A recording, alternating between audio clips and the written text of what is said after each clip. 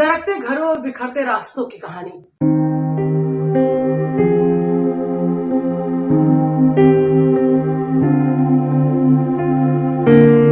विकास की राह पर बेघर होते लोग। हम यहाँ पर बात कर रहे हैं उत्तराखंड के जोशीमठ की।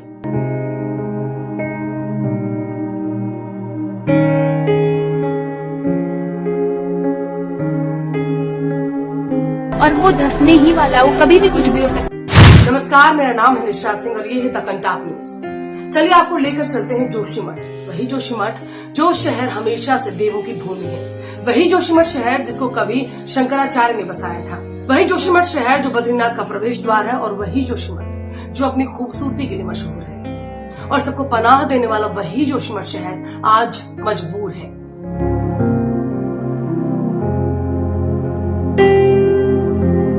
सिस्टम से चीख चीख कर कह रहा है कि मालिक हमारे अस्तित्व को बचा लीजिए।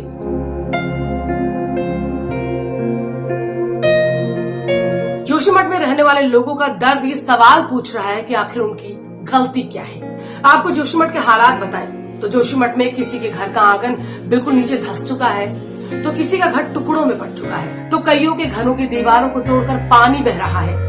आलम ऐसा है कि देख कर ही किसी की रूह कांप जाए। तो सोचिए वहाँ के स्थानीय लोगों का क्या हाल होगा, क्या गुजरती होगी उन लोगों के जहन पर जो सालों से इस शहर में रह रहे हैं, जिनका वो घर है और आज उनका घर, उनका आशियाना धरती में समाता जा रहा है। और इन हालातों को देखकर ये कहना गलत नहीं होगा कि उत्तराखंड का जोशीमठ शहर अब तक की सबसे बड़ी त्रासदी झेल रहा है। यहाँ दीवारें दरक रही हैं, जमीनें धंस रही हैं, जमीन तोड़कर कहीं से भी पानी बह रहा है। जोशीमठ को लेकर हर किसी के जहन में बस एक ही सवाल है, क्या ये शहर खत्म होने के कगार पर है? जोशीमठ के दरकते घर और फिसलती सड़कों की कहानी वाकई बेहद दर्दनाक है।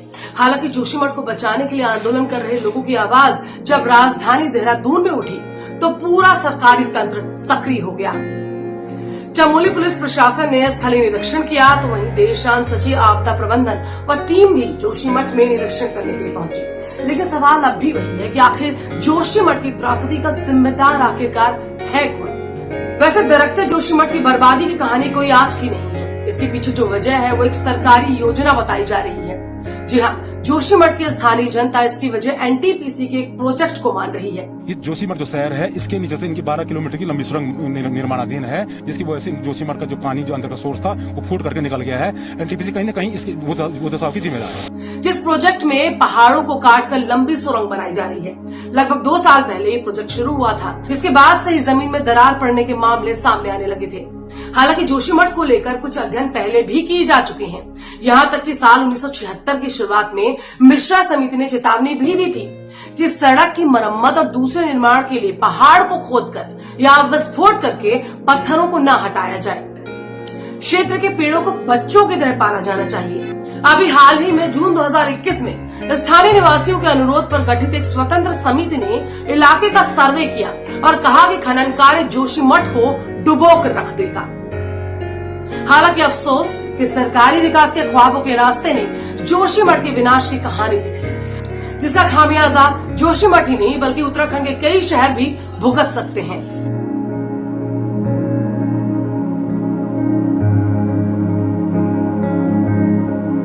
वैसे जोशीमठ धंसना शुरू तो कई साल पहले हो चुका है, लेकिन साल 2020 के बाद से इस समस्या ने ज्यादा बड़ा रूप ले लिया, या यूं कहा जाए कि समस्या बढ़ती चली गई।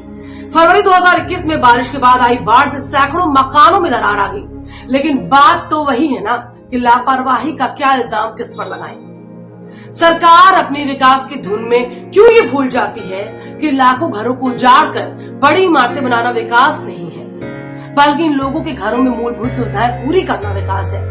अब डर बस ये है कि सरकार की लाचार व्यवस्था जोशीमठ के लोगों को लाचार। आप अपनी राय इस खबर पर हमारे साथ कमेंट सेक्शन में जरूर शेयर करें और हमारे चैनल को लाइक